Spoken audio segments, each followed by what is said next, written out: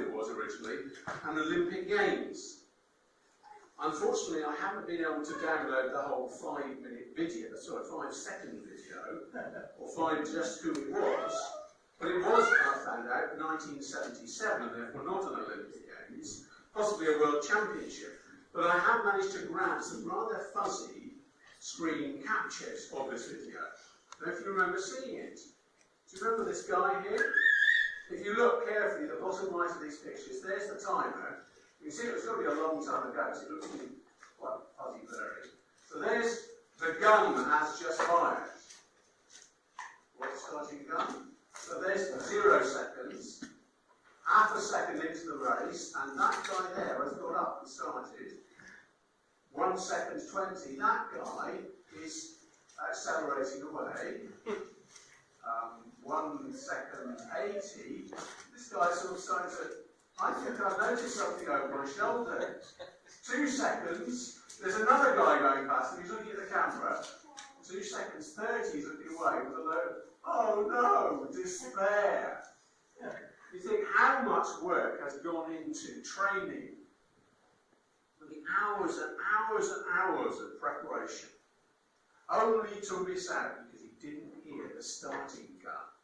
So near to sporting glory in those World Championships or whatever it was, but so far. Actually, it's a problem that was known right back in ancient days. If you know your Bible, the New Testament, there is this line. If the bugle gives an indistinct sound, who will get ready for battle? The starting gun isn't clear, who's going to be off their blocks? But there's one I do know exactly who it was, happened in this year's Olympics. I don't know if you remember this one. Just how close can you get? Do you remember who this is? Oh, it's the Taekwondo. He's the Taekwondo chap. Anyone remember his name? As soon as I saw this happen, I noted that down because I thought that's such a... Oh, his name was Lutalo Mohammed. And do you remember what actually happened, such that he ended up with a silver medal? No shame there.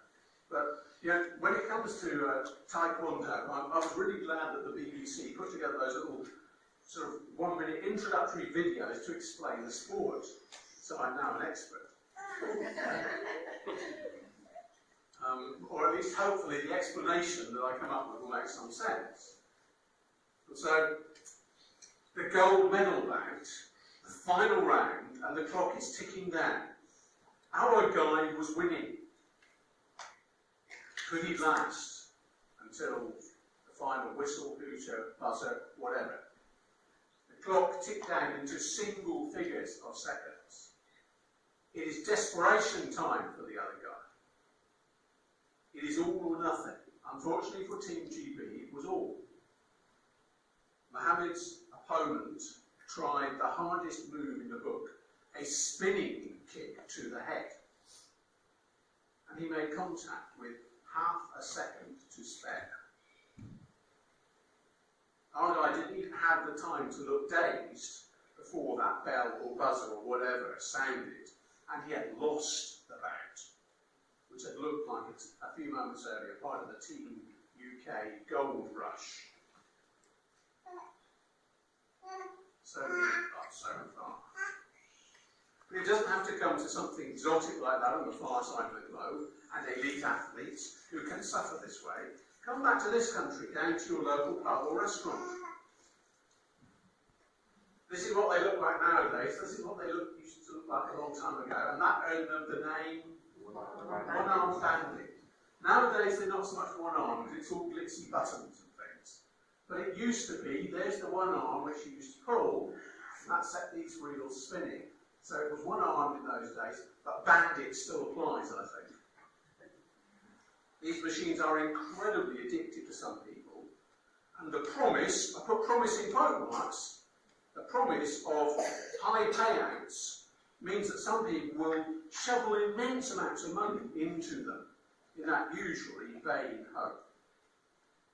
You know that some recent research has found that what contributes people to drawing people into the experience is not just the rush that you get when the numbers line up. And have you noticed when you put money in, it's quiet? when there's something like that, you hear across the pub or restaurant, chaka, chaka, chaka, chaka, chaka, chaka, and they spit out a few coins, get everybody's attention. But it's not just the payouts. People have found that it is the near misses, the just one more nudge and I would have had that payout. They also stimulate the reward centres in the brain. So if the manufacturers can make sure there are plenty of almosts, as well as that elusive actual payout, they will be literally quids in.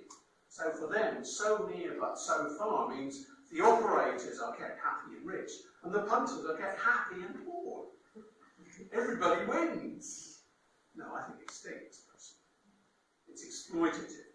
It just about always is harmful to those poor suckers who are effectively pouring their money into a hole in the ground. It's as bad as in the old days when the miners on the way home from work on the Friday would spend all their money in the pub before getting home. It's just a modern version of it.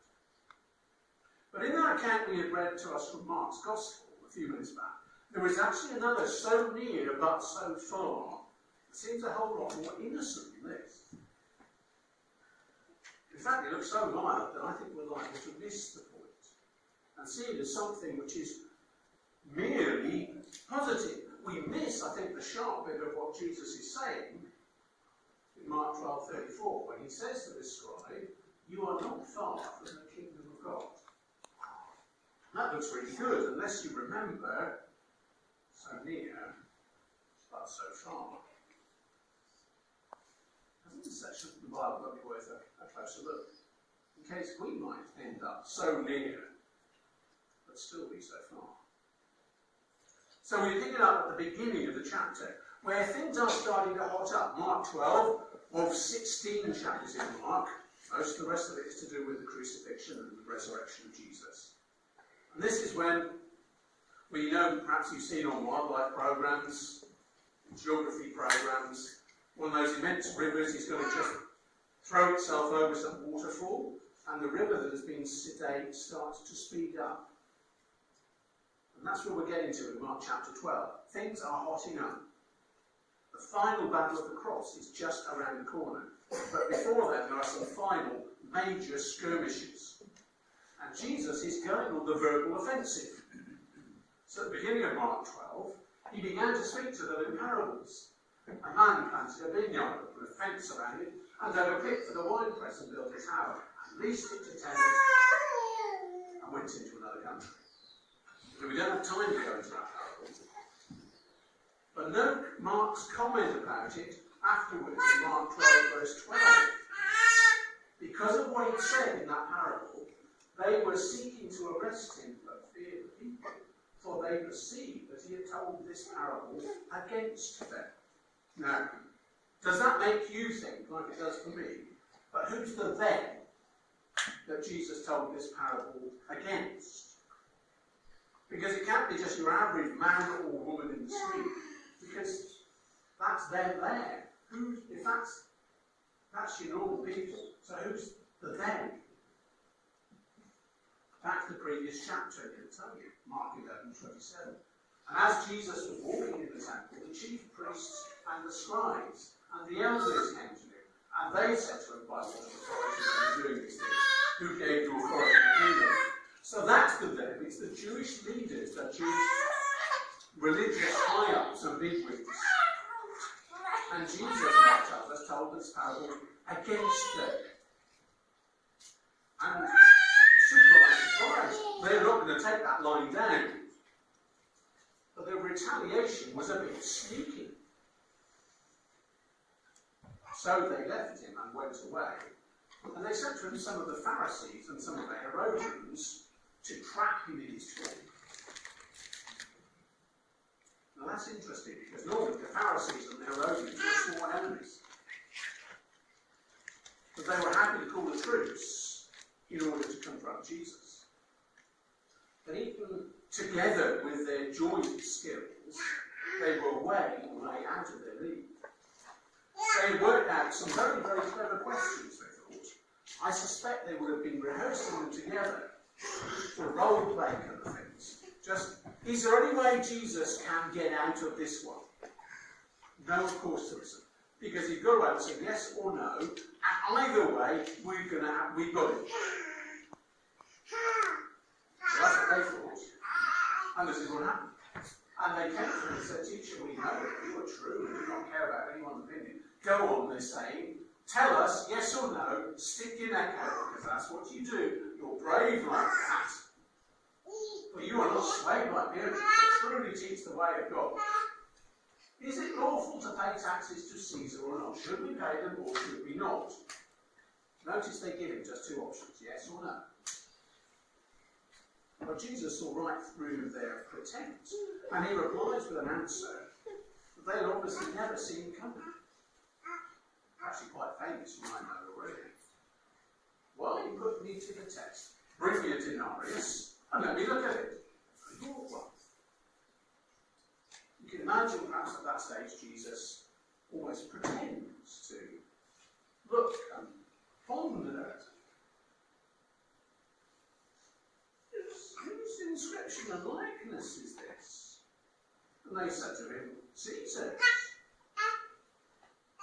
"Well now, if it's Caesar's coin," Jesus said, "render to Caesar the things that are Caesar's, and to God the things that are God's." Response, they marvelled at him. And I still do.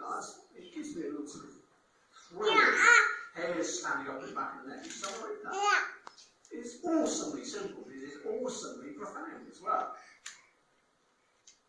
But now along come another group. This time the Sadducees. Those are the ones who are just religious on the outside. They don't actually believe that much or what they say they believe.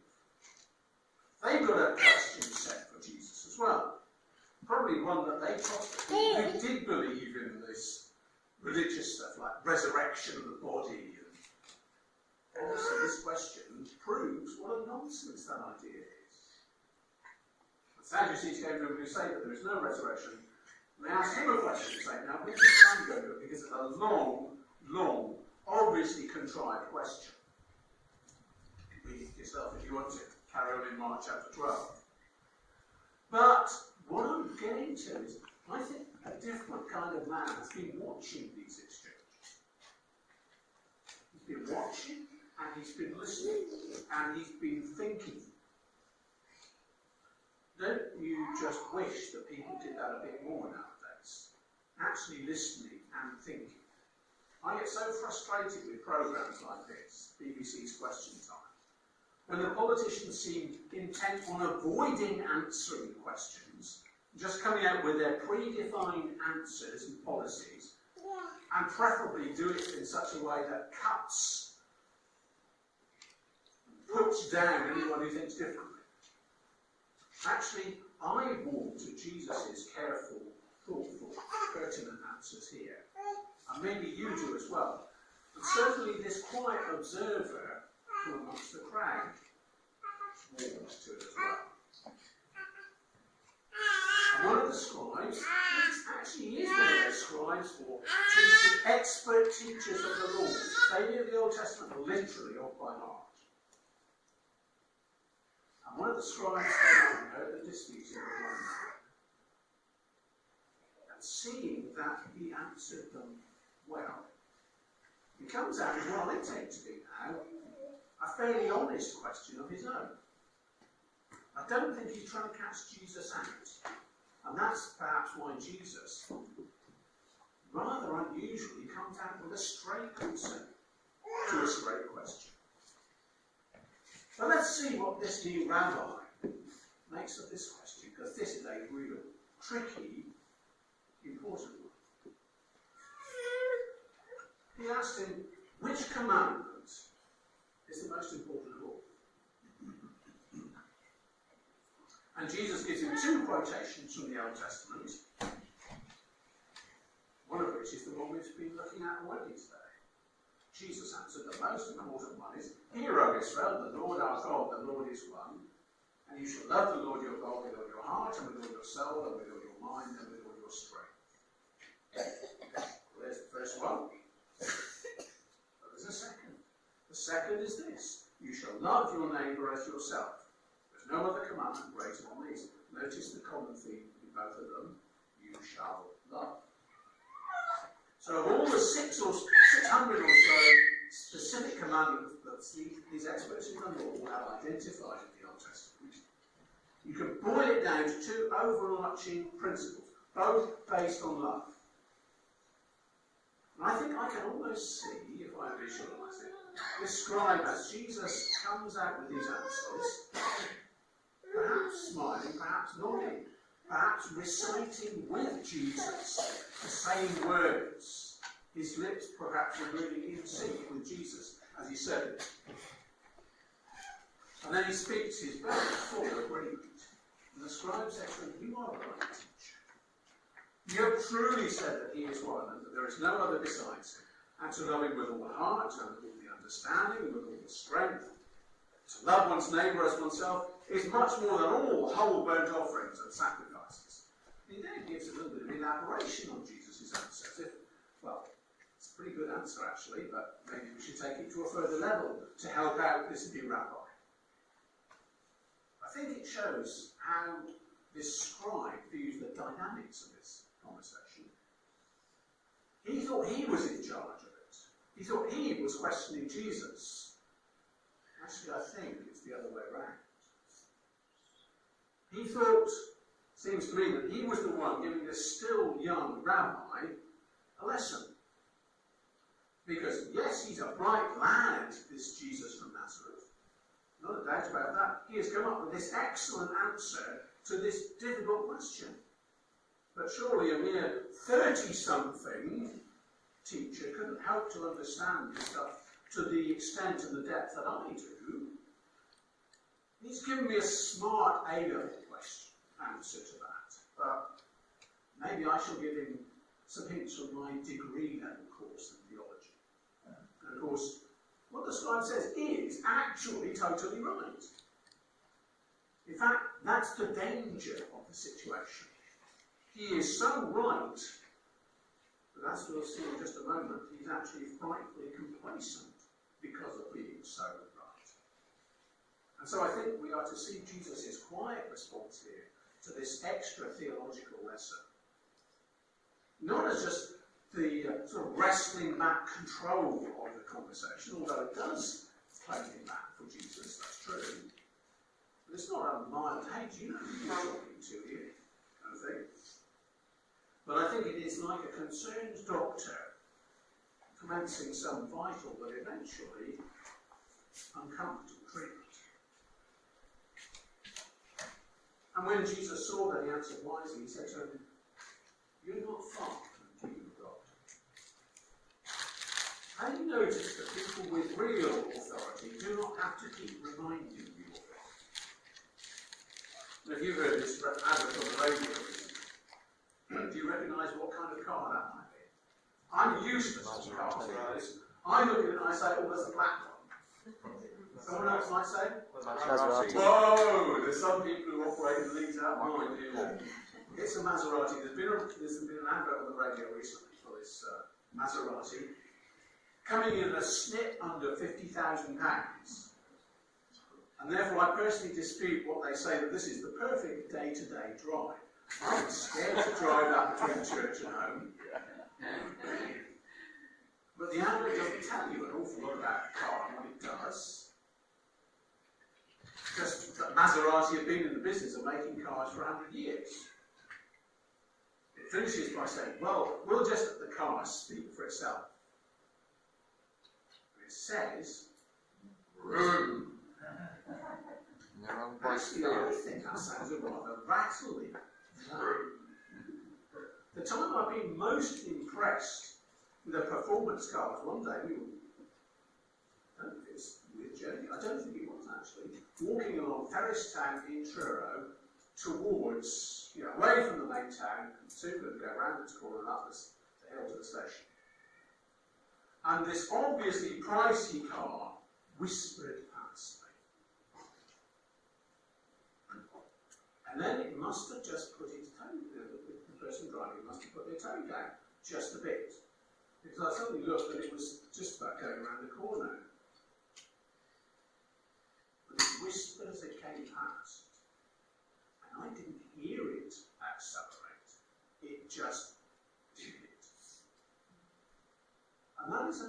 what Jesus is doing in this conversation, just a few gentle words. He does not take the gloves off, he does not rev the engine, he doesn't crack his knuckles. And I think Mark is so right to just let those quiet words hang in the air. And Jesus saw that he answered wisely, he said to him, "You are not far from the kingdom of God." That man is so near, but he is also so far.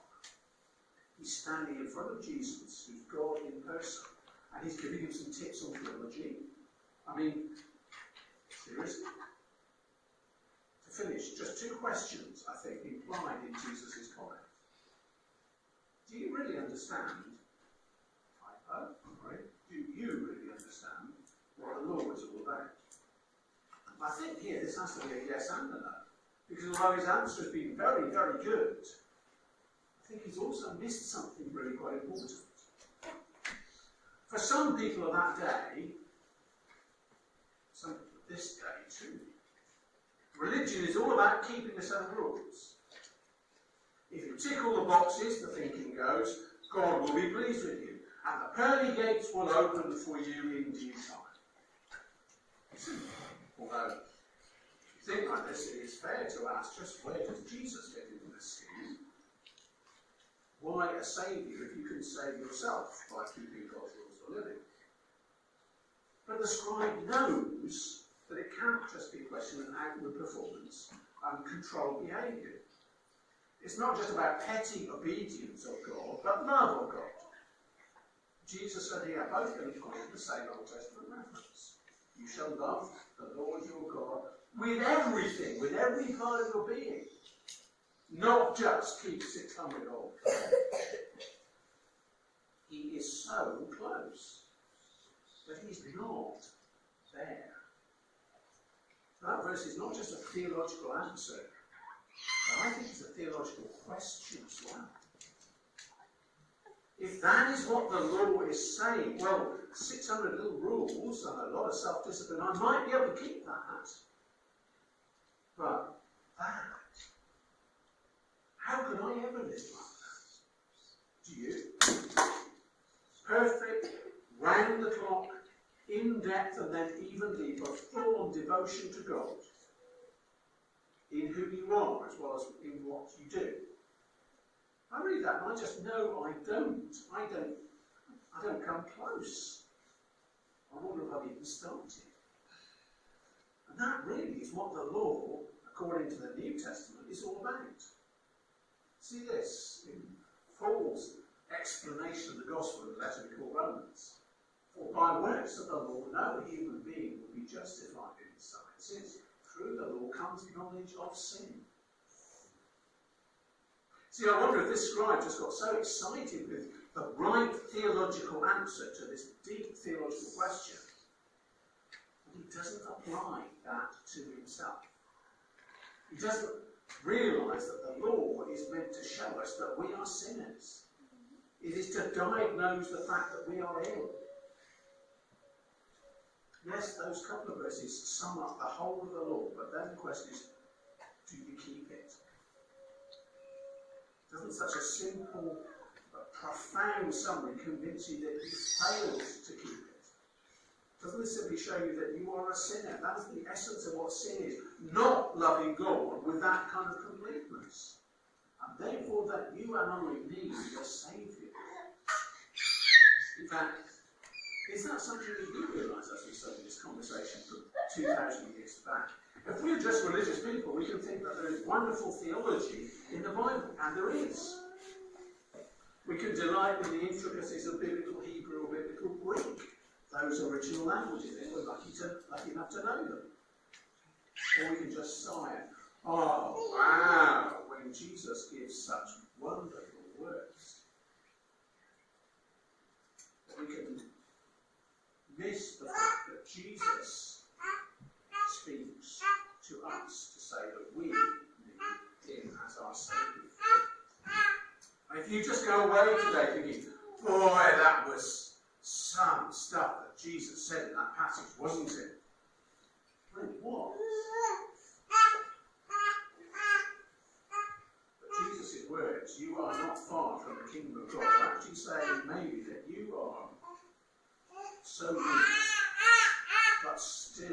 so far.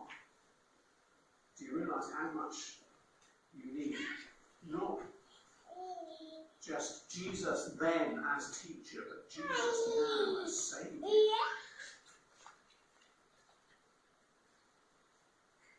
Second question.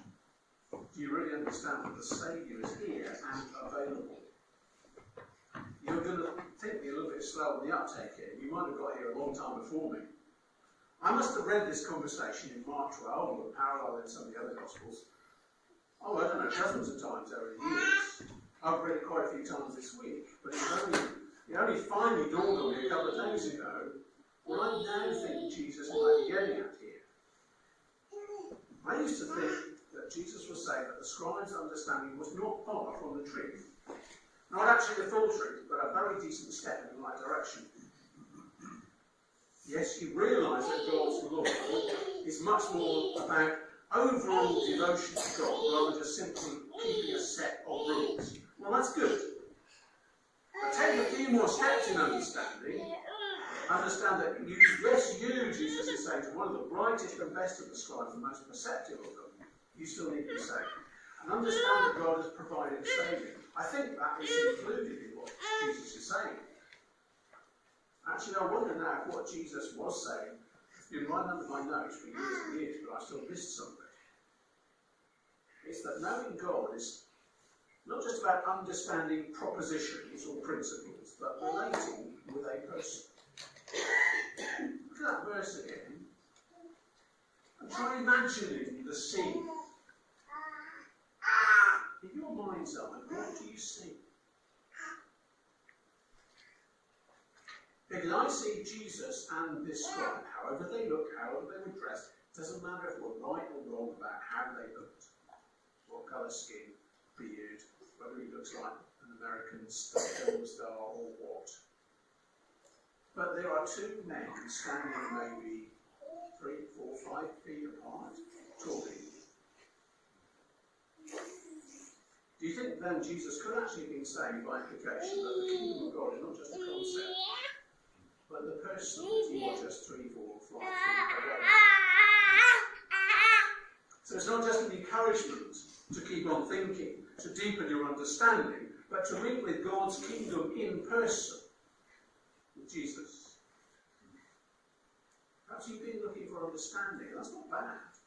Perhaps you've been trying so hard, year after long year, to please God by how you live.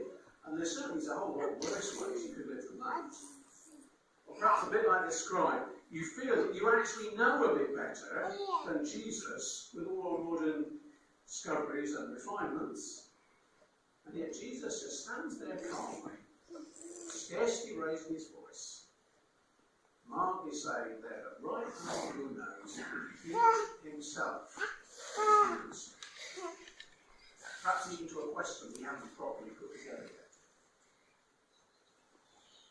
And perhaps you're new here, perhaps all this is new to you. But whichever it is, would any of you like to get to know Jesus Christ better?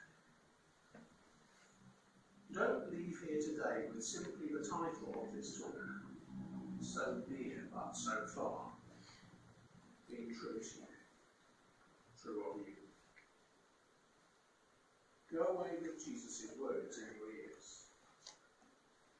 You are not far from the kingdom